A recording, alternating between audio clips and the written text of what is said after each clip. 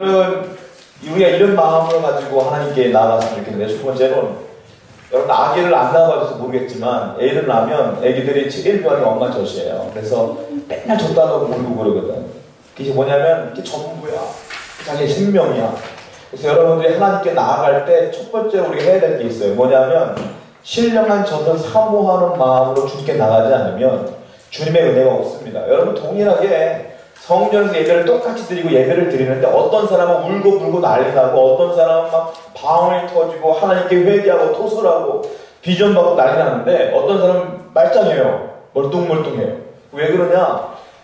어떤 사람은 신령한 마음으로 진짜 사모하는 마음으로 나가기 때문에 이렇게 부어주시는 거거든요. 하나님께서. 우리 하나님 인격적인 하나님이시기 때문에 하나님을 원하는 사람에게 부어주십니다. 그러니까 여러분들이 꼭 오늘 이 시간 지나갈 때 신령한 대로 사모하는 마음으로 하나님께 나오기를 축원드립니다. 그럴 때 모든 사람에게 은혜가 있어 줍니다. 또 하나는 내 스스로 변화되기를 스스로 원해야 돼요. 내 삶, 난 괜찮아, 이 정도면 살만해 라고 나가는 사람에게는 아무 역사 없습니다. 왜냐하면 하나님의 도우심이 절대로 필요합니다. 내가 부족한 사람이기 때문에 라고 인정한 사람에게 하나님의 은혜가 있어요. 그러니까 나 스스로 주님을 위해서 내가 스스로 변화되기를 원하는 마음으로 여러분들이 나가기를 원합니다. 그런데 하나님의 은혜가 있을 줄 믿어요. 자, 또 하나 생각할 것은 나를 변화시키고 나에게 은혜를 주는 건 내가 얼만큼 노력하느냐에 따라서 움직이는 게 아니에요. 나는 하나님을 믿고 사모하기만 하면 되는 거예요. 나머지는 성령께서 하시는 거예요. 성령께서. 내가 하는 게 아니에요. 내가 목소리를 크게 찬양, 난 목소리 작은데 어떡하지? 그게 중요한 게 아니야. 작더라도 내가 진심으로 나가는 사람에게는 성령께서 역사하시는 거니까. 이 모든 것들은 성령께서 역사하신다. 이런 믿음으로 갖고 나갈 때에 우리는 하나님께서 주시는 은혜의 바다에 들어가게 될 줄 믿습니다. 자, 오늘 첫 번째 강의는요. 제가 나눠드린 거 보시면 1과 뭐예요? 운명을 바꾸는 기회입니다. 본문은 누가복음 19장 1절부터 10절까지예요. 기회, 제목이 바꾸는 기회라고 써있는데 쉽게 말하면 이런 거죠. 야, 나는 기회를 잡았어. 저 사람은 기가 막힌 기회를 잘 잡았구나. 나는 기회를 놓쳤어. 이렇게 말들을 하고 있는데 좋은 기회는 인생을 바꿉니다. 좋은 기회는 진짜 인생을 바꿔요. 그렇다면 이 기회의 정체가 무엇일까 오늘 한번 살펴보고자 합니다. 자, 제가 본문 말씀 써놨나요? 거기다가? 그럼 본문 말씀 앞으로 교독해 볼게요. 제가 먼저 1절 읽고 여러분 2절이면 시작 교독합니다. 예수께서 여리고로 들어가 지나가시더라. 그가 예수께서 어떠한 사람인가 하여 보고자 하되 키가 작고 사람이 많아 할 수 없어.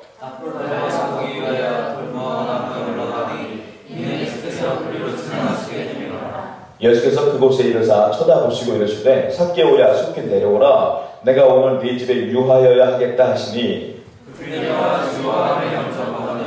뭇 사람이 보고 숙은 그에 이르되 저가 죄인의 집에 유하로 들어가도다 하더라.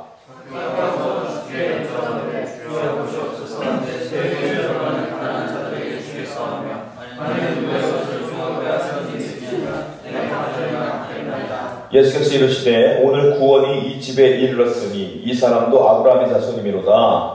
인자가 온 것은 잃어버린 자를 찾아 구원하려 하느니라. 삭개오는 수많은 성경의 인물 가운데에 한 번의 기회를 기가 막히게 잡은 사람이에요. 예수님이 탁 지나가는 기회를 탁 잡아가지고 그가 주님을 만났고 주님이 그 집으로 들어오셨고 말씀을 듣고 인생이 완전히 바뀐 사람이 삭개오예요. 이 성경에 나와 있지 않지만 삭개오가 이 이후의 모습은 우리가 이제 신학 배울 때 제가 여러 서적을 통해서 봤는데 성자로 칭할 정도로 위대한 사람이 돼요. 나중에 주님을 위해 살다가 주님을 위해 죽어요. 나중에 한 번의 기회가 그 이상 완전히 바꿨거든요. 체코슬로바키아의 프란츠 카프라로 가는 유대인 작가가 있는데 그 사람이 쓴 책 가운데 이런 작품이 있어요. 그러니까 문지기가 딱 있어요. 문지기가 있는데 그 문 앞에서 그 문에 들어가지 못한 결국 죽어버린 사람에 대한 이야기를 그가 써놨습니다. 어떤 내용이냐면 그 사람 한 사람이 문 밖에서 그 문에 들어가고 싶은 거예요. 한참을 기다리는데 문지기가 무서운 얼굴을 지키고 있으니까 들어가지를 못하는 거예요. 그래서 이 사람이 어떻게든 들어가 보려고 애썼는데 문지기가 그 자리를 떠나진 않아. 그래서 여러 가지 궁리하다가 그 작품 속에서 그 사람이 결국은 나이를 먹고 죽어가요. 게다가 나중에 죽어가면서 그 문지기한테 소리를 지르면서 얘기해요. 나는 저 문속으로 꼭 들어가고 싶었는데 너 때문에 못 들어갔다. 너 죽어갈 때 그 문지기가 황당한 얼굴로 뭐라고 말하냐면 왜 못 들어왔느냐? 나는 너를 집까지 기다렸는데 네가 오기만을 기다려. 나는 문을 지키는 자가 아니라 네가 오면 문을 열어주는 자인데 너 여태까지 뭐하고 있었느냐? 왜 이제 와서 이러냐? 이렇게 말하는 거예요. 그 사람은 몰랐던 거죠. 그것이 자기에게 그 문지기가 기회였다는 걸 몰랐던 거죠. 여러분 성경에 보면은 수도 없이 말하는 게 뭔지 아십니까? 구하라, 기도하라예요. 그런데 수도 없이 말하고 목사님도 수도 없이 말하는데 우리 수도 없이 안 지키는 게 뭐냐? 기도하는 거예요. 우리 기도 죽어도 안 해요. 기도가 정말로 중요하다는 걸 아는데 안 해요. 참 힘든 것 같아요. 그거 아십니까? 기도가 기회라는 것을 여러분. 내가 기도할 수 있는 기회가 얼마나 좋은 기회인지 모르겠어요. 오늘 이 시간에 여러분들에게 기도할 수 있는 기회거든요. 이 기회 여러분들 잘 선용하면 탁 잡으면 어쩌면 여러분의 인생 가운데에 변화되고 하나님께서 역사하시는 인생으로 바뀔 수가 있는 거예요. 오늘 이 기회를 꼭 잡으시기 바랍니다. 우리가 언제 소리 지르면 목 쉬어가며 기도하겠어요. 기도는 왔으니까 말이 기도이잖아요. 열심을 다하여 기도하는 저와 여러분 되기를 축원드립니다. 목이 쉬었으면 좋겠어요. 라라는 반칙에 먼저 쉬었으니까. 라라는 더 쉬어요. 목소리가 안 나와야 돼. 우리 떠날 때는 다 목소리가 쉬었으면 좋겠어요. 아시겠죠? 저는 목이 잘 안 쉬거든요. 저도 같이 쉬었으면 좋겠어요. 생각이 들어요. 할렐루야. 기도를 열심히 하고 들어가는 우리 하루가 되었으면 좋겠어요. 자, 첫 번째 보겠습니다. 1번. 지금 당신에게 기회가 왔다. 그 기회를 붙잡으라. 첫 번째 뭐라고 써있습니까? 모든 기회는 몇 번째? 이례적이다. 기회는 딱 한 번이에요. 그런 게 기회예요. 여러 번 있으면 기회 아닙니다. 이게 인생에 한 번 올까 말까 하는 것들이 기회인지 이게 자주 있으면 기회가 아니에요. 소중하지가 않아요. 어떤 목사님하고 대화하는 가운데 뭐 이걸 가지고 내가 이게 좋은 거야라고 말할 수는 없지만 그냥 이것도 기회 중에 하나인 것 같아서 얘기를 하는데 그 목사님께서 어느 날 목회를 하시다가 옆에 땅이 난 거야. 교회를 증축하려고 하는데 땅이 난 거야. 그 땅을 사야 되겠구나 싶어서 땅값을 알아봤더니 평당 50만 원인 거예요. 살려고 했더니 경영들이 비싸다고 사지 말자 그러는 거예요. 우리 돈이 좀 별로 없으니까. 그래서 목사님 포기를 하셨대요. 더 싼 데를 보려고 알아보고 있는 차에 근데 누가 55만 원을 주고 산 거야 그 땅을. 그리고 거기에 교회가 되어졌어요. 55만 원 주고. 근데 지금은 그 땅값이 얼마냐? 한 평당 1,500만 원이 되는 거예요. 지금 올라갔고 목사님께서 한탄하시면서 그때 그 땅을 사셔야 된다. 그러면서 막 말씀하시는데 물론 이게 좋은 기회다 아니다 말할 수 없어요. 돈에 가는 거니까. 근데 어쨌든 세상 사람들 입장에서 볼 때는 땅이 올라오고 안 오르고 이거 굉장히 기회거든요 사실.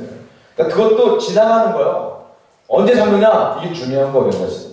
두 번째로는요.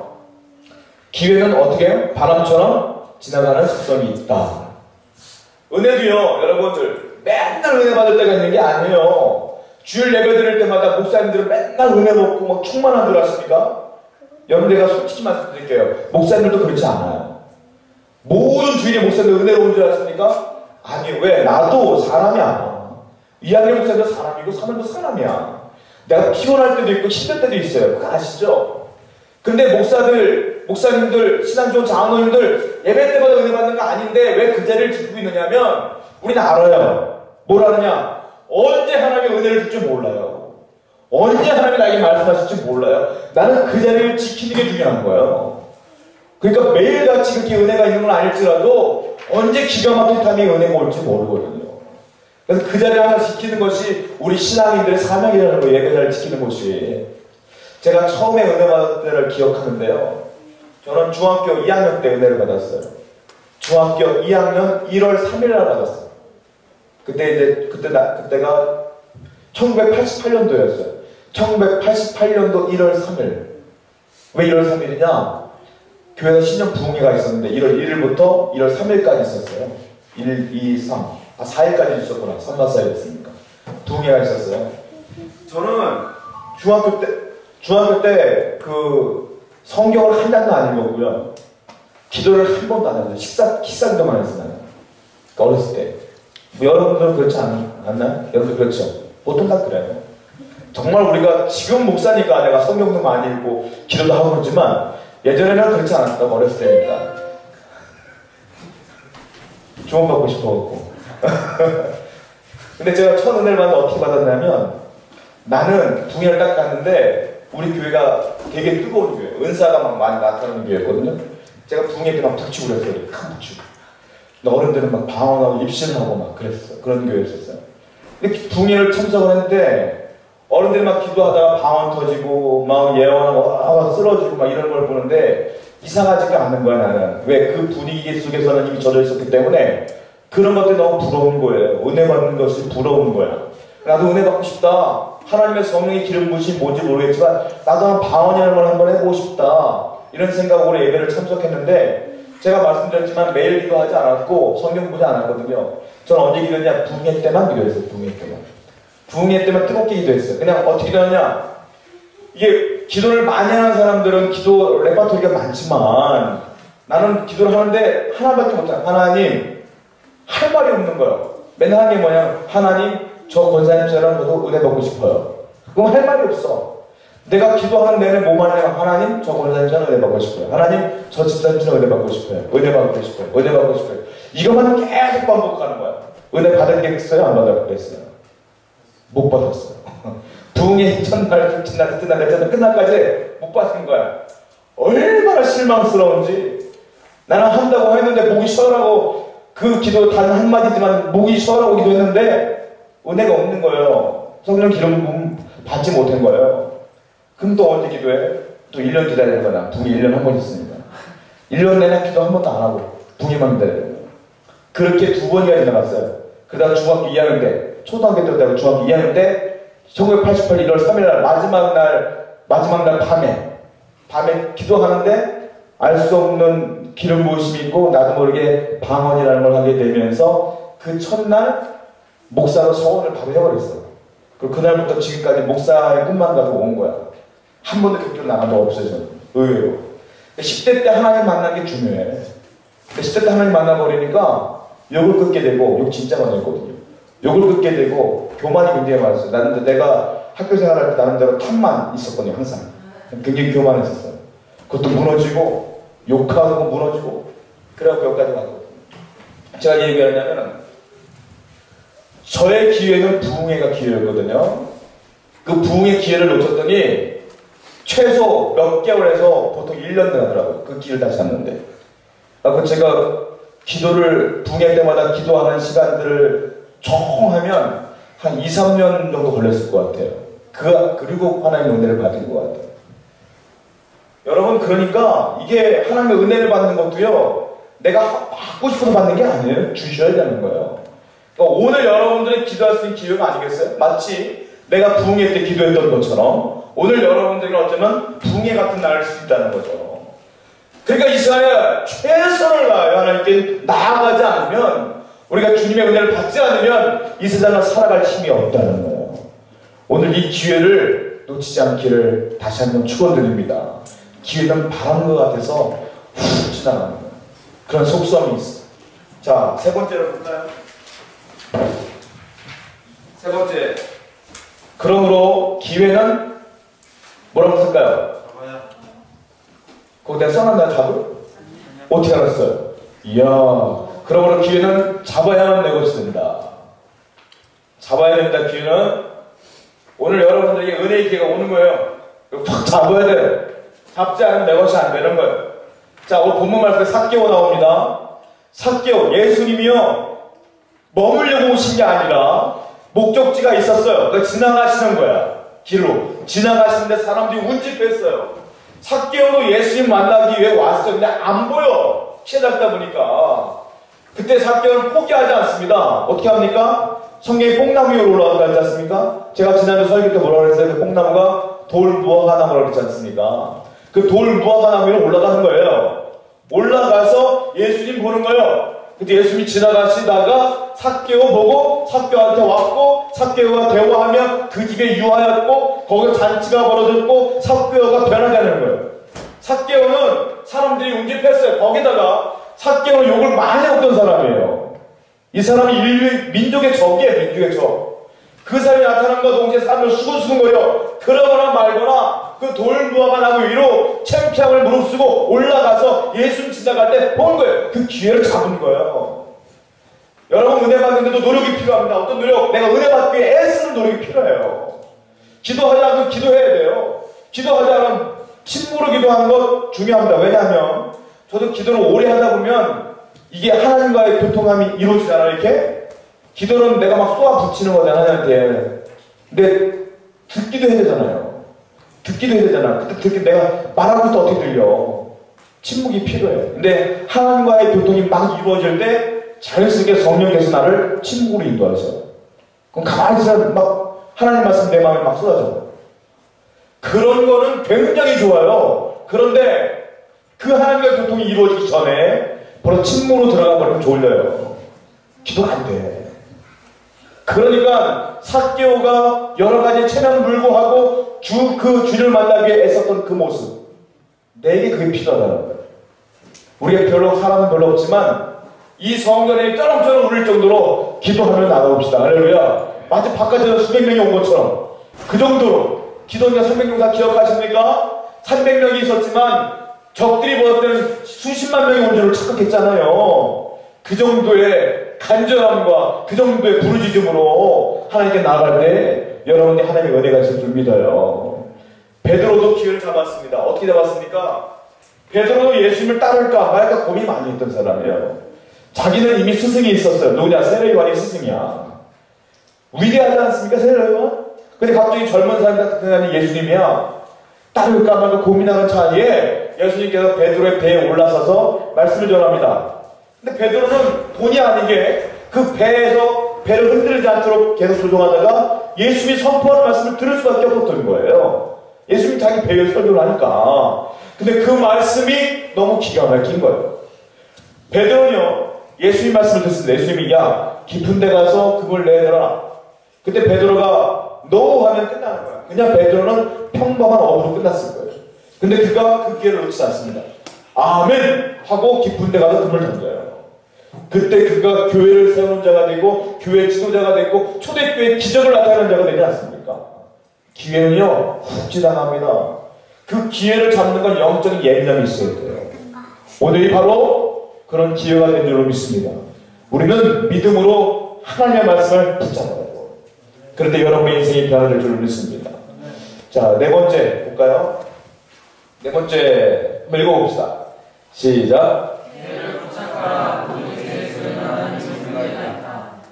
기회는 사람들이 말할 때 그 운이야, 운. 세상 사람들은 너 운 되게 좋다 이렇게 말하는 거예요. 예수 믿는 사람들은 운이 없어요. 우리는 운이라는 단어가 없는 거예요. 뭐냐? 우리 모든 것이 하나님의 섭리예요. 하나님이 인도하십니다. 우리는 운이라고 말하지 나 운 되게 좋아 이런 말하지 말아요. 야, 하나님 날 선하게 인도하셨구나 이렇게 말해야 되는 거예요. 기회에는 하나님의 섭리가 있습니다. 자, 여러분 사진 좋아하는 분들을 보면 태양이 딱 떠오를 때 일출을 사진 찍는 거 보셨어요 혹시? 그 사진이 빨갛잖아. 그 안에. 보셨어요? 제가 옛날에 펜타스 카메라를 좀 사용한 적이 있었는데 펜타스가 제일 빨개 찍어보는 거예요. 그래서 그 일모를 찍을 때 어떻게 찍냐면 설명을 드리면 그 초점 가운데 스팟이라는 게 있어. 스팟 초점. 알아들으려면 모르겠다. 스팟 초점을 바꾼 다음에 그 태양이 딱 내려오잖아요. 일몰 내려오잖아요. 태양을 찍으면 안 돼. 아니, 태양이 밝을 때 찍으면 눈 베려요. 일몰 때 태양빛이 흐려졌을 때 붉게 물들잖아요. 그때 살짝 바지어터를 누른 다음에 옆으로 올려갖고 탁 찍으면 태양이 여기 있고 붉게 되거든요. 이 기술이야. 근데 이제 카메라맨들이 이 일출을 찍기 위해서 일몰을 찍기 위해서 산으로 올라가고 추운 날 막 난리 난단 말이에요. 근데 태양의 빛 가운데 가장 멀리 나가는 빛이 붉은 빛이에요. 근데 붉은 빛이 산에 오를 때 산에 바위가 탁 붙을 때 쫙 퍼지는데 그걸 찍는데 그 시간이 몇 분이냐? 한 5분 정도 돼. 5분. 멋진 작품을 만들려면 그 5분 내에 찍어야 돼. 그래야지 가장 아름다운 작품이 나와요. 순식간이에요, 여러분. 순식간이에요. 그 기회를 5분 안에 포착을 하지 않으면 멋진 작품이 안 나옵니다. 하나님의 은혜도 마찬가지예요. 이 시간에 흘러갈지, 조금 있다 시간에 흘러갈지, 조금 뒤에 흘러갈지, 내일 흘러갈지 몰라요. 우리는. 하나님의 은혜가 언제 날지 올지 몰라요. 그거를 기가 막히게 포착해요.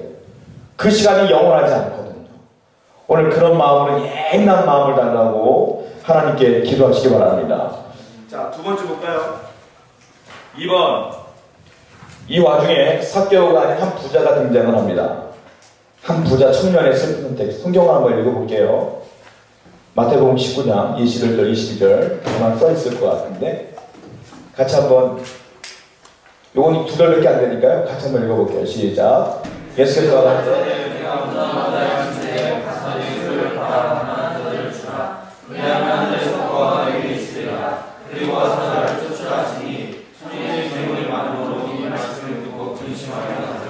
이게 뭐냐면 한 부자 청년이 있었습니다.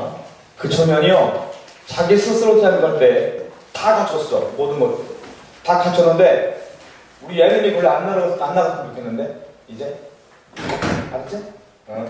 다 갖췄는데 이 사람이 궁금한 게 있는 거예요. 내가 다 갖췄고 내가 다 이뤘는데 내가 과연 영생을 얻을 수 있을까? 이게 하나의 고민인 거예요. 왜? 세상에는 자기가 이룰 게 없어. 이제 다 이뤘어.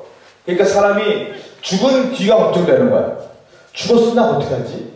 그런 고민을 하는 게 참 예수님이 오신다는 얘기를 듣고 예수님께 나옵니다. 나와서 묻는 게 이거예요. 주님, 내가 어떻게 하면 영생을 얻을 수 있습니까? 물어봤더니 주님께서 율법을 지켜라 그랬어요.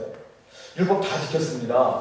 그래? 10계명 지켰냐? 다 지켰습니다. 부모께 효도했냐? 다 했습니다. 예배 잘 드리냐? 잘 드립니다. 그런데 너 물질이 많은 것 같은데 네 물질 다 팔아가지고 가난한 사람에 나눠줘라 그랬어요. 그때 그가 말한 게, 그가 물질이 많은 거로, 재물이 많은 거로 이 말씀을 듣고 근심하며 가니라 그랬어요. 이 끝이에요, 이 말씀.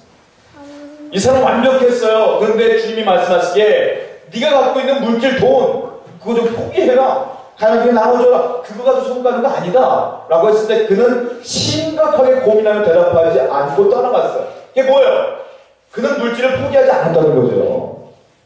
어쩌면 전 이 청년이 좀 바보스러운 것 중에 하나가 이런 죄가 없거든. 왜냐하면 1번 보세요.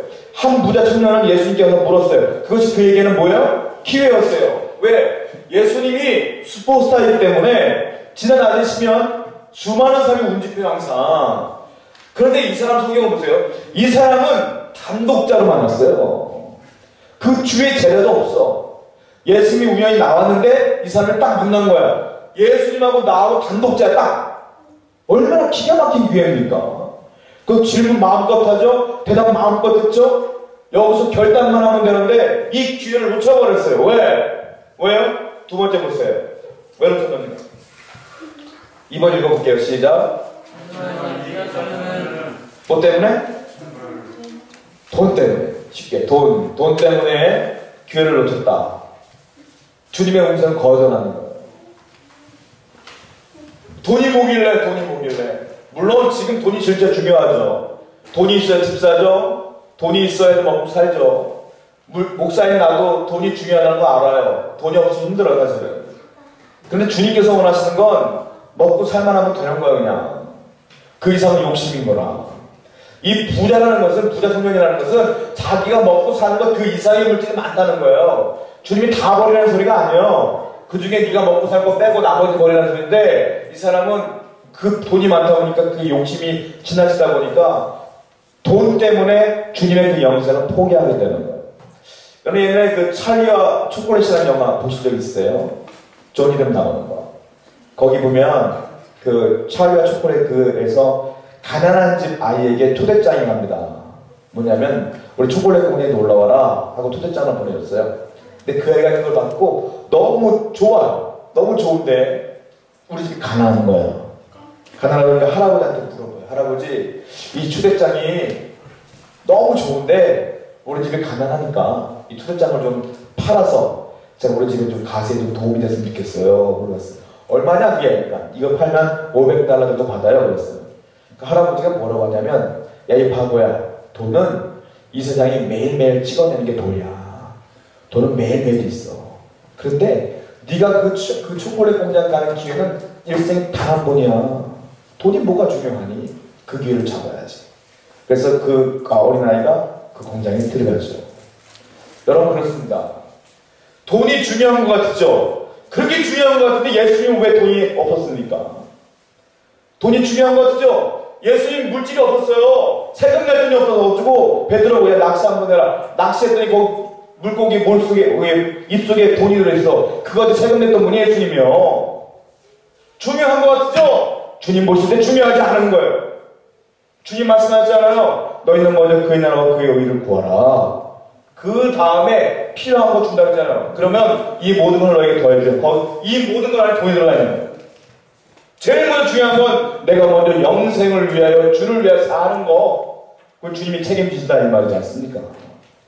사랑하는 여러분, 우리 물질을 위해 직장 다닙니다. 직장 다녀요. 다녀야 됩니다. 열심히 다녀야 돼요. 그런데요, 직장에 목이 메어서 영적인 일에 게을리 하는 분들이 너무도 많아서 안타까워요.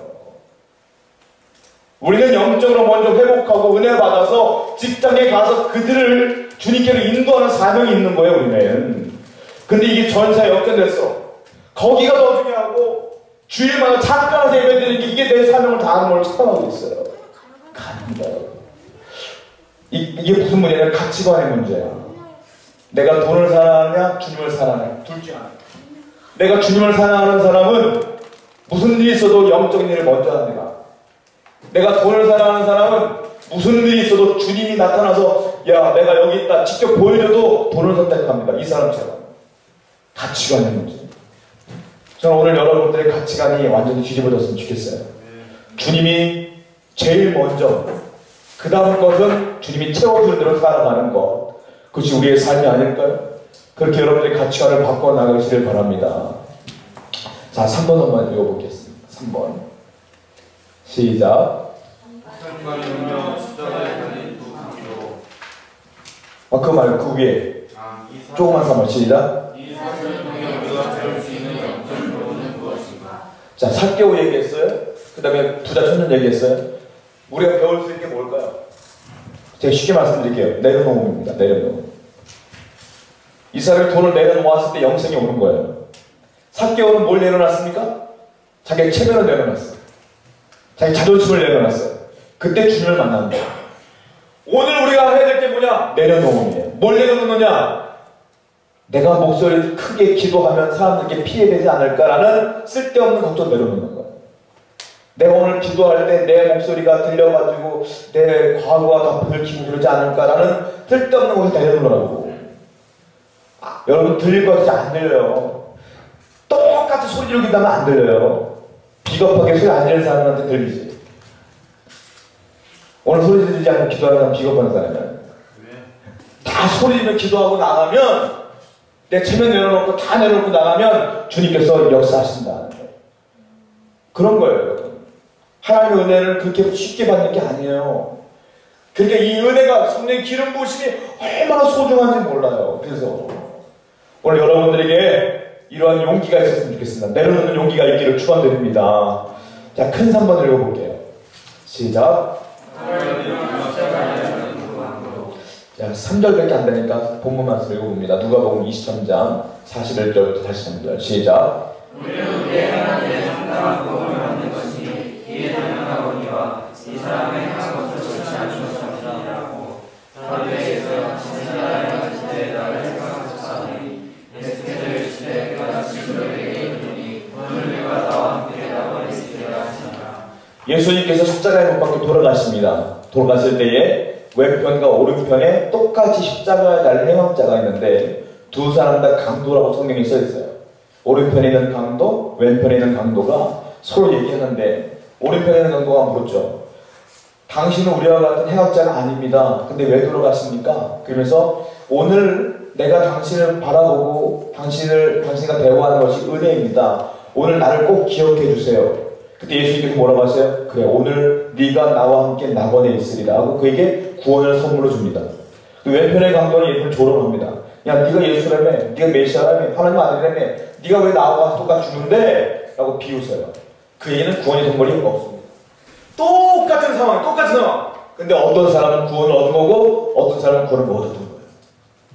똑같이 말씀이 선포되어지고 똑같이 예배가 진행될 때 어떤 사람은 비판적으로 말씀을 받고 어떤 사람은 순종하는 마음을 받아들여요. 누구에게 은혜가 있느냐? 말씀을 있는 그대로 받아들이는 사람에게 은혜가 있다. 단순한 사람에게. 할렐루야. 머리 좋고 나쁘고 중요하지 않아요. 단순한 믿음. 그냥 말하는 대로 믿는 거. 이게 중요하다는 거예요. 오늘 여러분들에게 이 오른편에 있는 강도와 같은 그런 은혜가 있었으면 좋겠다. 자, 두 번째, 2번. 한 사람은 기회를 잡을까 한번 읽어볼까요? 시작. 한 사람은 기회를 잡았고 다른 사람은 기회를 놓치고 말았다. 그거 아십니까 여러분? 이 사람들이 죽기 전까지 기회는 온 거예요. 예수님 만난 기회는. 기회는 마지막까지 있다. 오늘 계속 강의가 진행되고 예배가 진행될 때 어쩌면 마지막 내일 주일 예배 2학년 목사님 설교하실 때까지 기회는 있는 거예요. 언제 올지 모르겠지만 그러니까 시시때때로 기회는 있으니까 여러분도 오늘과 내일 가운데 하나님의 은혜를 꼭 받으시고 그 기회를 꼭 쟁취하시길 바랍니다. 자, 3번 읽어보겠습니다. 3번 시작. 한 번의 선택이 뭘까요? 비슷한 말인데 센스가 있는데요. 한 번의 선택이 영원한 삶을 결정했다. 그렇죠? 오른편에 있는 강도는 한 번에 딱 주님을 바라보면서 구원을 요청했을 때 영원한 삶이 됐고 왼편에 있는 사람은 그 기회만으로 더 찬 거지. 그 사람은 아마 지옥 갔을 거예요. 영원한 삶은 한 번의 선택이에요. 그 로키 산맥에서 물이 흘러내립니다. 흘러내리면 쭉 내려오다가 바위를 딱 만나면서 물이 두 가지로 나눠져. 오른편과 왼편으로 나눠져요. 제가 길어서 좀 읽을게요. 자, 왼편으로 나눠진 그 시내는 어디로 흘러가냐면 키킹 호수로 흘러가요. 그러면서 어디로 흘러가냐면 마지막 태평양까지 갑니다. 이 물이. 오른편으로 나간 그 물은 어디로 가냐면 마우강으로 간대요. 마우강으로 갔다가 사스카츄안 강으로 또 간대요. 그리고 위니펙 호수로 간대요. 그리고 넬슨강으로 가고 허드슨만으로 가서 대서양으로 간대요. 자, 로키 산맥이 똑같이 왔어요. 도라나 때문에 물이 갈라져요. 왼편과 오른편으로 갈라졌는데 마지막은 하나는 태평양, 하나는 대서양. 단 한 번에 갈라짐 때문에 여러분들에게 어떤 은혜가 있을지 모르겠지만 오늘 한 번의 은혜는 어쩌면 여러분의 인생이 완전히 바뀔 수 있는 거예요. 완전히 하나님의 사람으로 변화될 수 있는 거예요. 그런 기대로 나아가는 사람에게 하나님의 놀라운 은혜가 축복이 있을 줄을 믿습니다. 그러니까 축원드립니다. 자, 4번 읽어보겠습니다. 시작. 인생의 역전을 담아 운명을 받고 본문은 마가복음 10장 46절부터 52절까지인데 우리 함께 교독합니다. 이번에는 제가 46절만 읽을게요. 저희가 여리고에 이르렀더니 예수께서 제자들과 허다한 무리와 함께 여리고에서 나갔을 때에 디메오의 아들인 소경 거지 바디메오가 길가에 앉았다가 나사렛 예수시라는 말을 듣고 소리질러 가로되 나사렛 예수여 나를 불쌍히 여기소서 하거늘 많은 사람이 꾸짖어 잠자 말하되 그가 더욱 심히 소리질러 가로되 다윗의 자손이여 나를 불쌍히 여기소서 하는지라. 예수께서 머물러서 저를 불러하시니 제가 그 소경을 불러내리되 당신은 어디서 나라 저를 부르신다. 소경이 겉옷을 내어버리고 뛰어 일어나 예수께 나아오거늘 예수께서 일어나시되 내게 무엇을 전해주기 원하느냐 소경이 나가되 주님이여 보기를 원하나이다. 예수께서 이르시되 가라 네 믿음이 너를 구원하였느니라 하시니 저가 곧 보게 되어 예수를 길에서 쫓으니라. 자, 이 본문 말씀도 마찬가지예요. 소경 바디메오가 나오는데 여러분 날때부터 소경됐다는 건 지금도 못 고칩니다. 현대 의학으로. 근데 예수님 시대 때 고칠 수 있겠어요? 못 고치죠. 당연히. 근데 이 사람이 기가 막힌 마음을 갖고 있어요. 뭐냐면 고칠 수 있다는 마음을 갖고 있는 거예요. 이 기가 막힌 마음이지 않습니까? 지금 오늘날 살아가는 우리들도 고칠 수 없다고 마음 먹고 있는데 이 당시에 의학이 더 발달되지 않았던 때잖아요. 약도 없을 때인데 나는 고칠 수 있다는 마음을 먹고 살아갔던 것 같아. 그러니까 예수님이 지나가시니까 다윗의 자손 예수여 나를 불쌍히 여기시소서 나를 고쳐주시옵소서 소리 지르잖아요. 그때 주님께서 그 믿음을 보시고 그의 눈을 고쳐주십니다. 이 장면이 나오는 거예요. 참 나는 이 말씀을 읽을 때마다 이 바디메오의 믿음이 정말 대단하다고 생각해. 어찌 이런 믿음이 있지? 나는 이미 끝났다고 생각할 것 같은데 아니 지금 목사인 내가 가도 끝났다고 생각할 것 같은데 어찌 이런 믿음이 있지? 라는 생각이 들어요. 자, 1번 읽어보겠습니다. 시작. 바디메오는 구원하는 인생이었고 버려진 인생이었다. 바디메오는 스스로 생각할 때 구원하는 인생이었고 남이 생각할 때도 구원하는 사람이었고 또 남이 생각할 때도 버려진 인생이었고 왜? 이 당시에 눈 멀고 우리가 고칠 수 없는 병에 걸린 사람은 첫 번째로 하나님이 그를 버렸다고 생각했어요. 이 사람들 인식에는. 그 사람 대부분 온 사람들이 하나님이 저 사람을 버렸어 라고 생각했고, 부모님도 그렇게 생각했어요. 그러니까 바디메오 어린 시절부터 하나님이 날 버렸어 라고 생각했을 거란 분명히. 어린 시절 때 10대를 지나가며 사춘기를 지나가며 얼마나 그것이 힘들었겠습니까? 어쩌면 지금 살아있는 것 자체가 기적이에요. 스스로 목숨을 끊을 수도 있는 상황이었을 거란 말이에요. 나는 버려진 인생이었다고 생각했어요. 그런데 그거 아세요? 오늘 지금 본문에 나오는 바디메오를 보면 고칠 수 있다고 믿는 것 같아요. 그걸 다시 한번 생각해보면 다른 사람은 다 너가 버려졌다라고 말했지만 어쩌면 바디메오는 아니야, 하나님 날 버리지 않았어 라고 믿고 살아왔다 이거죠. 어쩌면 여러분들 개개인을 볼 때 난 실패하는 것 같고, 난 버려진 것 같고, 나만 절망한 것 같고, 나만 문제가 있는 것 같아서 속상할 때가 많이 있을 거예요. 그건 여러분의 생각이에요. 다른 사람의 생각이에요. 하나님의 생각은 다르다. 하나님은 당신을 버린 적이 없어요. 떠난 적도 없어요. 그 어려움 가운데 일부러 놔둔 적도 없어요. 우린 무슨 마음을 가져야 돼요? 이 어려움을 꼭 하나님이 끊어주실 것이다 라는 믿음으로, 바디메오의 믿음으로 살아가야 된다는 겁니다. 할렐루야. 그걸 믿음으로 살아갈 때 소망 있고 믿음 있는 거지. 그래야지 인생이 행복한 거지. 이 안에 여러분들 쓴뿌리들 다 제거했으면 좋겠다고요. 우리는 믿음 아니면 안 돼요. 오직 의인은 뭐로 산다? 믿음으로 말미암아 살리라. 할렐루야. 오직 의인은 믿음으로 사는 거예요. 우리는 환경이 좋은 환경으로 사는 게 아니요, 물질로 사는 것도 아니에요. 오직 의인은 믿음으로 말미암아 사느니라. 할렐루야. 여러분이 믿음이 있습니까? 그 믿음으로 사는 거예요. 누가 뭐래도, 다른 사람이 뭐래도, 환경이 어땠든 나는 믿음으로 사는 거예요. 바디메오처럼 그런 믿음을 회복하시는 여러분들에게 다시 한번 축복합니다. 자, 2번 한번 볼게요. 그에게 있어, 시작. 그에게 있어 인생의 문제는 곧 기회의 문이었다. 기회의 문. 바디메오에게는 문제가 심각합니다. 지금 날 때부터 수경단자였고 일을 할 수 없어서, 할 수 없어서 그가 한 일이 구걸이에요. 거지죠, 거지. 그거는 어쩔 수 없는 거예요. 문제투성이에요. 그 놀라운 사실은 그 문제 때문에 그가 예수를 만나고 그가 기적을 체험하게 돼요. 즉 문제는 기회의 문이었다. 우리 앞에 문제가 있어요. 다 문제가 있을 거예요. 여러 문제가 있을 거예요. 그 문제가 어쩌면 여러분에게 기회의 문이에요. 왜냐? 그 문제 때문에 기도하는 거예요. 그 문제 때문에 하나님께 눈물 흘리는 거예요. 그 문제 때문에 내가 주님께 더 가까이 가는 거예요. 그러니까 어쩌면 그 문제는 나에게 기회일 수 있다는 거죠. 마틴 루터가 종교개혁을 하다 보니까 적이 많아, 적이. 비판하는 사람도 많아. 근데 그 친구가 멜랑크톤이라는 종교개혁자가 있었어요. 친구가 편지를 보내요. 루터야, 너무 힘들지? 얼마나 힘드니? 편지를 보냈는데 루터가 답을 했어요. 뭐라고 하는지 아세요? 나 안 힘든데? 나 문제가 보면 문제가 많지. 근데 우리 인생에 문제가 없었던 날이 있었니? 태어날 때도 다 문제였잖아. 진짜 문제는 문제 아니? 문제가 없는 게 문제지.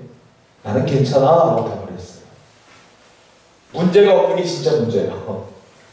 제가 목회를 하다 보면 딱 겉으로 볼 때 가정이 행복해, 물질도 풍성해, 자녀가 공부도 잘해, 그런 집은 절대 기도 안 합니다. 내가 산 증인은 다 봤어. 내가 절대 뜨거움도 없고 주님께 무릎 꿇지도 않습니다. 나는 불안해. 언제 저러다가 언제 신앙이 무너지고 언제 주님과 멀어질까 불안해. 그들은 전혀 불안하지 않습니다. 지금 잘 되고 있거든.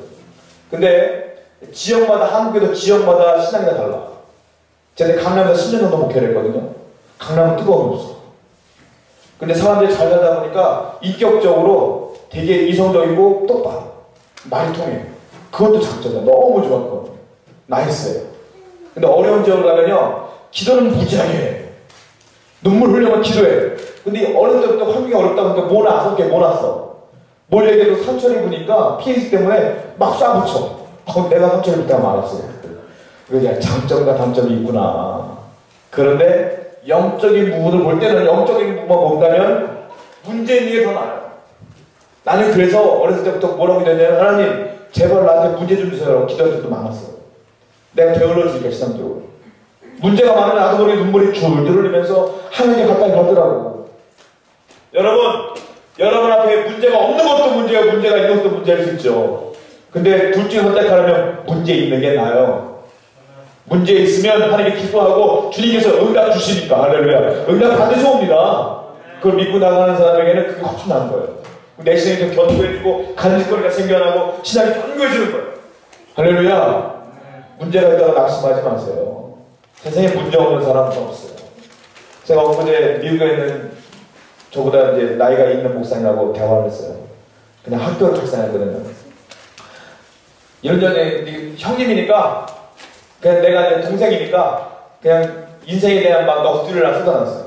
아, 우리 교회는 이렇고 나는 삶은 이렇고 이런 문제가 있으니까는 한마디 딱 하더라고. 뭐냐면 서로 다 자기가 문제 있다고 난리네. 나는 우울증이 있어? 그러더라고요, 목사님. 그래서 하는 말이 다 자기가 있는 곳에 있는 문제가 제일 커 보여. 다 있어, 문제는. 웃더라고요. 이렇게 하트 표시 이렇게 문자 들고 먹고 있는데. 카톡은 미국도 되더만. 나 몰랐는데. 미국에 있는 사람하고 카톡을 했는데. 그렇습니다, 여러분. 다 내 문제가 죽어가는 것 같죠? 다 문제 있어요. 그 문제를 어떻게 이기느냐가 중요해. 문제는 내가 이기려면 나만 죽어나는 거야. 할 수 없잖아. 맡겨야지, 누구한테? 주님은 분명히 약속했거든. 수고하고 무거운 짐진 자들아, 다 내게로 오라. 내가 너를 쉬게 하리라. 분명히 약속하셨거든요. 거짓말 하시는 분이 아니잖아요. 그냥 맡기면 돼. 나 문제 많아요. 짐 많아요. 하나님 채워. 나를 정말 내 대신 저어주세요. 이렇게 기도하며 나갈 때 하나님은 진짜로 여러분 가운데 평안함을 주실 줄 믿습니다.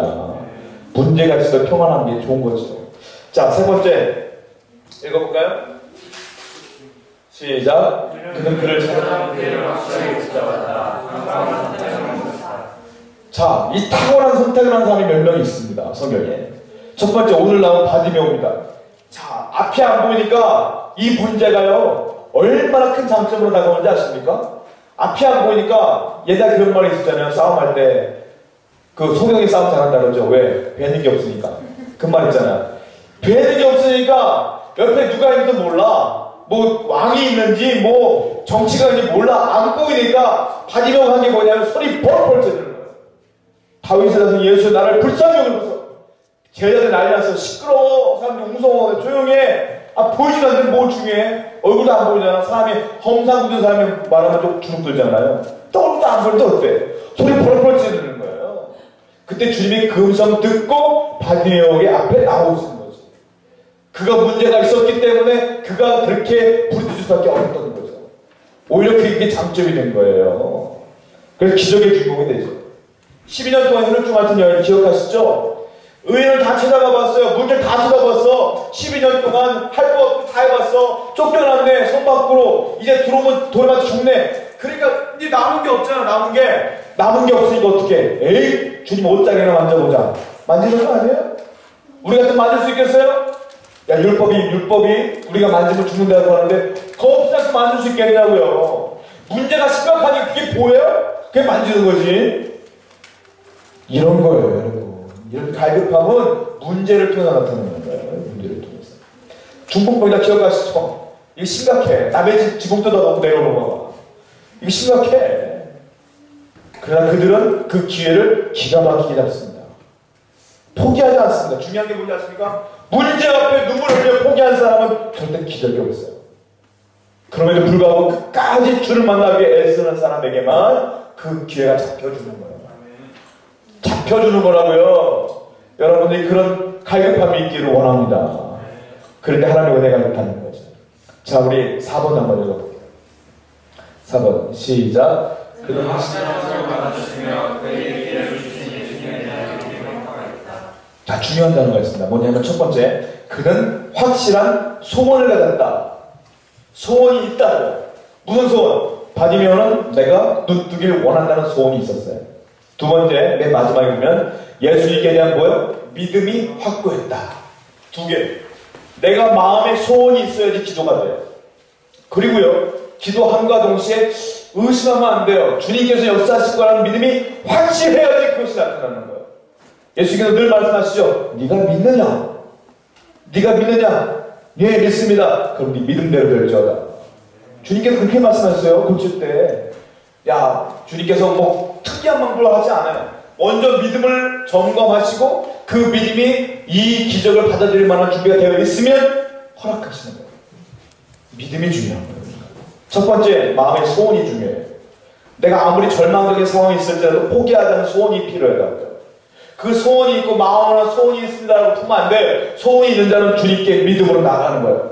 주님, 이 소원을 이루어 주시옵소서. 그럴 때 확실할 때 하나님께서 역사하신다. 말씀을 정리합니다. 5번 한번 읽어볼게요. 시작. 운명을 바꾼 기회의 주인공 세례장 삭개오. 자, 본문 말씀 삭개오였어요. 삭개오를 좀 정리해봅니다. 아까 본문을 읽었기 때문에 넘어갑니다. 자, 첫 번째, 삭개오. 그는 어떤 사람이었는가? 어떤 사람이었습니까? 성경이 나와 있는 대로 얘기하자면, 예, 세리장이었고요. 또, 키가 작은 사람이었고. 뭐, 이 정도만 나와 있죠. 그죠? 자, 그러면, 성경에 나와 있는 게 삭개오 그 정도인데, 두 번째, 유대인의 눈에 비친 삭개오의 모습은 어떠했습니까? 유대인들이 삭개오를 볼 때 어떤 마음으로 바라봤을까요? 매국노, 이렇게 보게 됐었고, 또 어떻게 봤습니까? 예, 반역자, 뭐, 혈세를 뜯어가는, 뭐, 흡혈귀 같은 인간, 뭐, 별 생각 다 해서 바라봤을 거예요. 자, 삭개오는 키가 작고 세리장이었고, 유대인들이 바라볼 때는 그렇게 나쁜 놈으로 바라봤어요. 그렇다면 세 번째 볼까요? 세 번째 한번 읽어보겠습니다. 시작. 예수님 보시는 삭개오의 본질적인 모습은 어땠는가? 그러면 주님이 보신 삭개오는 어땠느냐? 삭개오의 본인이 본 모습과 유대인이 본 모습은 그래야 했는데 예수님이 본 모습은 어땠느냐? 예수님은 맨 마지막에 삭개오를 만나서 뭐라고 하시지 않습니까? 인자는 잃어버린 양을 위해서 왔다고 했어요. 즉 삭개오 보고 뭐라 하냐면 너는 잃어버린 양이야. 저 사람이 너를 세리장이라고 하기도 하고 맹도라고 하기도 하고 민족의 반역자라고 하기도 하지만 나는 널 그렇게 안 본단다. 나는 널 잃어버린 양으로 본단다. 여러분 스스로 여러분을 어떻게 봅니까? 어떻게 보세요? 괜찮은 사람을 봅니까? 다른 사람을 여러분을 뭐라고 봅니까? 제가 답을 말씀드릴게요. 내가 나를 보는 것, 다른 사람이 나를 보는 것 정답 아닙니다. 주님이 나를 보는 게 정답입니다. 주님이 여러분 어떻게 보느냐? 잃어버린 한 마리 양으로 본다. 주님은 잃어버린 한 마리 양을 위해 목숨을 바친 분이에요. 99마리 양보다 잃어버린 양을 위해서 목숨을 바친 분이 그 목자 예수 아닙니까? 그 예수님이 당신을 잃어버린 양으로 본다고요. 그런데 왜 우리 무슨 권리로 나를 그렇게 못되게 보고 자존감이 낮아지고 낮아져서 나를 그렇게 바라보냐고요? 그럴 자격 없어요, 여러분들은. 주님이 나를 소중하고 귀하게 바라보는데 왜 나는 그렇게 나를 보지 못하냐고요. 여러분들은 소중한 사람입니다. 주님 보실 때 잃어버린 양입니다. 할렐루야. 우리 서로 옆 사람과 손 꼭 잡고 인사드립니다. 당신은 소중한 사람입니다. 거기서 출연트리 들어가서 야 여기 하나 이 얘기를 했어야지. 당신은 소중한 사람입니다. 자, 네 번째 한번 읽어볼까요? 4번 시작. 가로 있죠? 가로 없나요? 있죠. 삭개오는 잃어버린 자 그리고 하나님을 만나야 할 사람이었다. 하나님은 삭개오는 잃어버린 자. 삭개오는요 생각보다 열등감이 많은 사람이에요. 열등감을 극복하기 위해서 그가 한 게 뭐냐? 돈 버는 거였어요.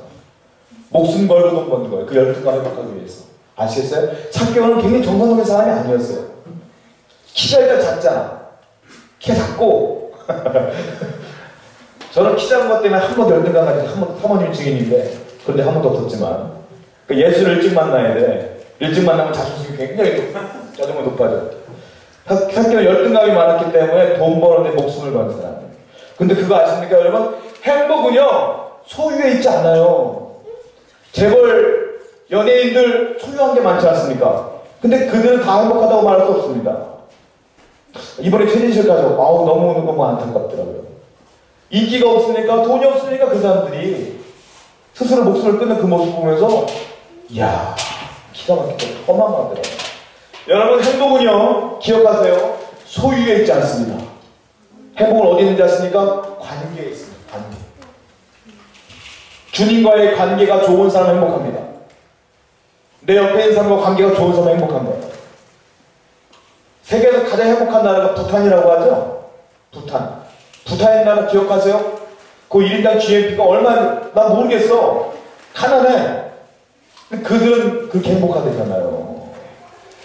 저 얼마 전에 그 아시아 지역을 다니면서 찍는 프로그램이 있더라고요. 근데 내가 이제 예전에 태국에 라후부족 소개하고 막 그랬을 때 그 집들이 나오는데, 그런 집들이 나오는데 먹을 것도 없어. 그냥 물고기 잡아서 먹는 게 주식이고 쥐 잡아서 먹는 게 주식인데, 그들 쥐 잡아 먹으면서 뭐라잖아요? 우리 같은 행복한 사람은 어디 있습니까? 라고 고백하더라고요. 난 기가 막히더라니까. 쥐 잡아 먹는 게 너무 행복하대. 정답이야. 물질은 소유에 있잖아요. 행복은 소유에 있잖아요. 행복은 관계에 있어요. 여러분과 하나님과의 관계가 올바르면 행복한 줄로 믿습니다. 제일 중요한 게 하나님과의 관계를 행복하는 거예요. 오늘이 그 기회가 온 거예요. 그리고 우리 세워준교회가 행복하려면 우리 교인들과의 관계가 회복해. 좋아야 돼요. 관계가 틀어지면 행복하지. 아시겠습니까? 사람이 많고 적음이 중요한 게 아니요. 우리 교회 행복은 하나님과의 관계가 올바라야 되고, 두 번째 서로 간의 관계가 좋아야 돼요. 이것이 우리의 교회의 목표가 되고 모토가 되어야 돼요. 그래야 행복한 줄 믿습니다. 자, 다섯 번째 읽어볼게요. 사개오를 시작.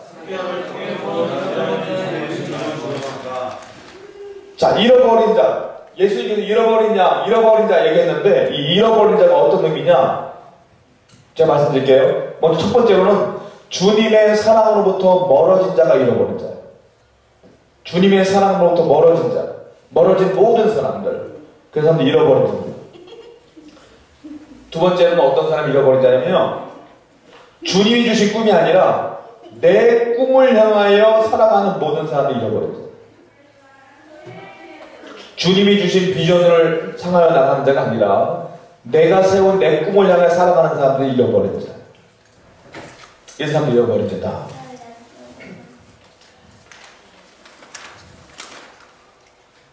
여러분, 주님의 사랑으로부터 멀어졌습니까? 오늘 꼭 주님께 더 가까이 가는 날 되기를 축원드립니다. 여러분, 혹시 주님이 주신 비전이 아니라 내가 철저한 계획과 플랜에 의해서 내가 살아오고 있나요?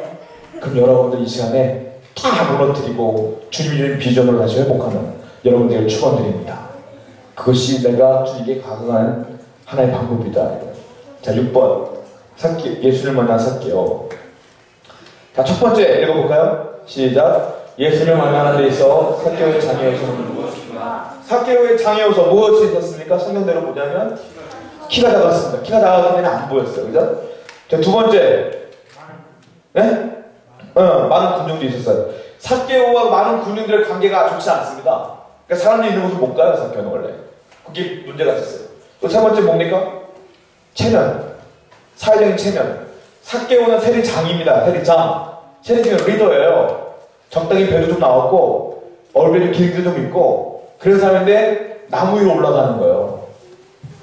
체면 물사가 올라가는 거예요. 사개오에게는 장애물이 몇 개가 있었죠. 이렇게 키가 작았고요. 사람들 관계가 안 좋기 때문에 사람들이 있는 곳에 가기 싫었고요. 그리고 사람들 때문에 막혀서 갈 수 없는데 그럼에도 불구하고 체면이 있었는데도 불구하고 뽕나무 위로 올라갔다. 자, 여러분들이 오늘 예수를 만나는 데 있어서 주님의 십자가 앞으로 더 가까이 가는 데 있어서 혹시 장애 요소가 있는지 모르겠어요. 생각해보세요. 여러분들의 장애 요소가 뭐가 있을까? 오늘 내가 그동안 주님을 만날 기회가 많이 있었음에도 불구하고 성령의 기름 부으심을 받지 못했다면 내가 그동안 어떤 장애 때문에 주님께 나가지 못했을까? 한번 고민해보세요. 지금 저는 생각해보면 저의 알량한 자존심이 좀 있었던 것 같아요. 저는 숫기가 없었고 예전에는 남 앞에 쓰는 거 싫어했고 저는 답을 다 알고 있어요. 선생님 말하는 거 답을 다 알고 있는데 자, 풀어볼 사람 한 번 내서 나가본 적이 없어요. 나는 사람들 앞에서 좀 과시하는 걸 싫어하는 스타일이거든요.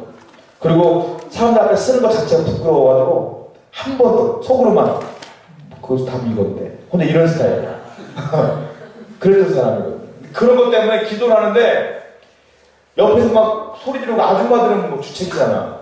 막 소리 지르고 막 난리 나고 뛰기도 하고 그러는데 나는 너무 자존심 때문에 못하겠더라고. 막 조용히 하다가 나중에 은혜 받으니 커지고 그것이 나의 장애물이 아니었나 지금 생각해보면 그래요. 지금은 뭐 너무 단순해져가지고 지금 은혜 주면 막 앞에서 눈물도 흘리고, 나는 매주 목사님 금요일 예배인도 하시는데 매주 금요일마다 눈물 흘리고, 라라가 찬양인도 하는데 매주 주일마다 눈물 흘리고, 난 그런 스타일이에요. 지금은 단 흘리고, 지금은 이 그집 무너졌기 때문에. 여러분은 어떻습니까? 주님께 나가는데 혹시 장애물이 있다면 오늘 여러분들 다 무너뜨리는 날이 됐으면 좋겠어요. 그 바디메오처럼 삭개오처럼 그냥 주님께로 오로지 돌진하는 귀한 시간 되기를 축원드립니다.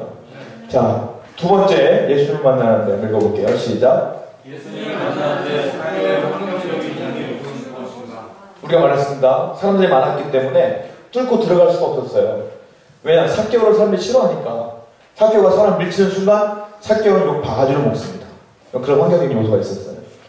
자, 당신의 환경적인 요소는 무엇입니까? 저는 오늘 이제 집회를 하는데 안타까운 것 중에 하나가 직장. 이거 참 안 갈 수도 없고 갈 수도 없고 참 난감한 거야.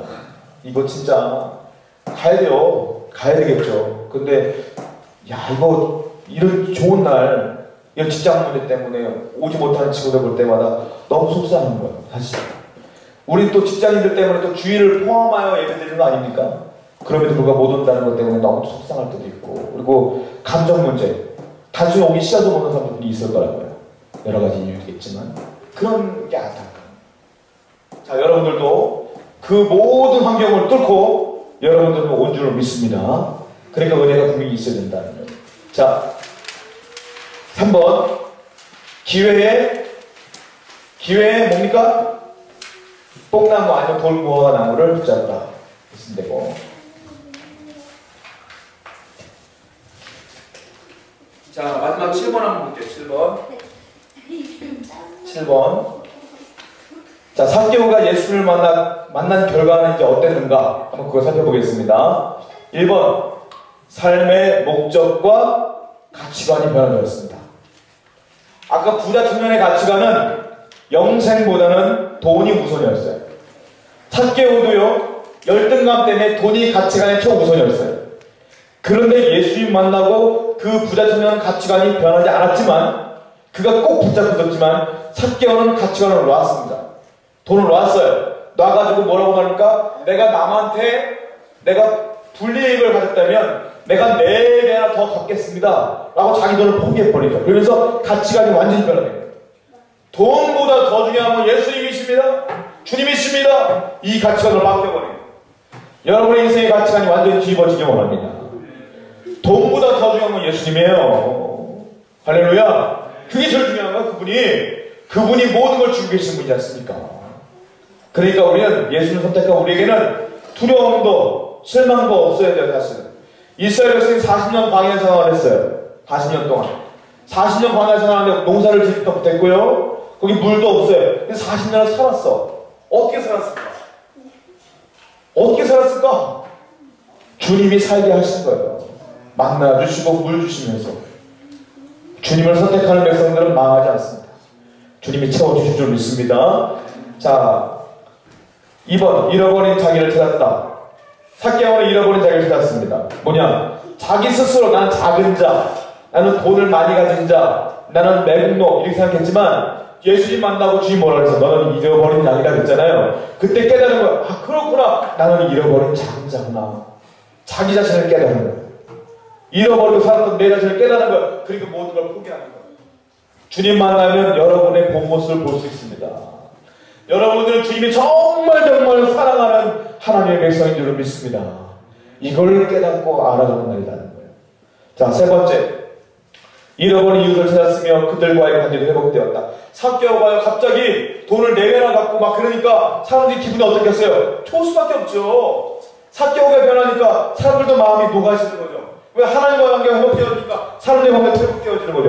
은혜 받으면 다 회복되어지는 거예요. 제가 은혜 받고 제일 먼저 한 게 뭐냐? 욕 끊었어요. 욕. 성경을 읽는데 잠언서에 보는데 잠언 16장 18절을 주시더라고요. 교만한 편망의 선봉이요 거만한 마음은 너머집의 앞잡이니라. 얼마나 교만했으면 하나님의 맨 처음 말씀이 교만이라는 말이죠. 교만. 그리고 또 뒤에 말씀 또 기억나는 게 뭐냐? 교만이 오면 욕도 오거니와. 욕을 진짜 많이 했거든요. 남자들은 알아. 남자들은 말끝마다 씨 뭐가 붙어. 그냥 그게 욕이 아니야. 그들에게는 그게 일상의 언어야. 교만이 오면 욕도 오냐. 그래서 제가 그거 끊느라고 1년 내내 기도하며 눈물로 매일같이 욕금 깨달을 기도하며 1년을 보냈어요. 그러다 안 끊어져. 얼마나 많이 했는지. 그러다 1년 넘어가니까 그때는 또 욕이 끊어지고 그때도 교만이 너무 겸손해져가지고 자존감이 밑바닥에 떨어졌어. 너무 겸손하고 그때부터 하나님 더 자존심 좀 올려주세요. 또 올라가고 그랬었어요. 그럼 지금 욕을 그 이후로 한 번도 해본 적이 없어요. 농담식으로 뭐 이렇게 설교할 때 종종 하는 거니까 욕 안 해요 지금. 제 집사람들 알 거예요. 욕 한 번도 안 했어요. 2년에. 안 했죠? 돼지라고 그러고 일모 있지만은 욕을 하지 않아요. 욕을 하나요? 그런 거예요. 그러니까는 내가 이렇게 거칠어졌던 내 모습이 부드러워지고 유해지니까 하늘도 좋아. 관계가 좋아지고 회복되어지고 아니겠습니까? 은혜 받으면 다 회복되는 거예요. 여러분 오늘 은혜를 꼭 받고 주님의 은혜를 꼭 받고 돌아가시기 바랍니다. 자, 적용과 나눔. 제가 적용과 나눔 할 때 제가 분명히 아까 나눴죠? 세우는 교회 해초모험. 자, 이쪽 세우는 이쪽 교회 해초모험.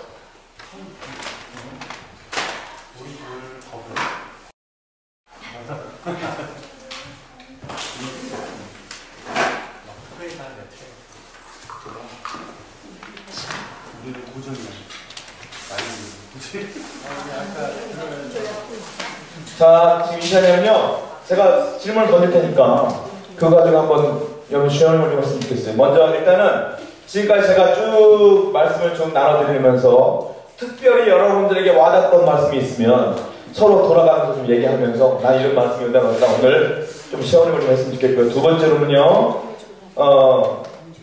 나에게 이 기회를 잡을 때 오늘 분명히 기회가 올 텐데 이 기회를 잡을 때 나에게 장애 요소가 있다면 나 이런 부분 때문에 기도할 때 좀 부끄러운 게 많다. 이런 부분 때문에 좀 내가 완전히 나가지 못하는 경우가 많다. 라는 게 있다면 서로 좀 이렇게 이야기를 좀 나눴으면 좋겠어요. 지금 2시 55분인데요. 한 3시 한 5분에서 10분 정도까지 한 10분 정도 될게요. 그때까지 좀 얘기를 좀 나눠봤으면 좋겠어요. 한번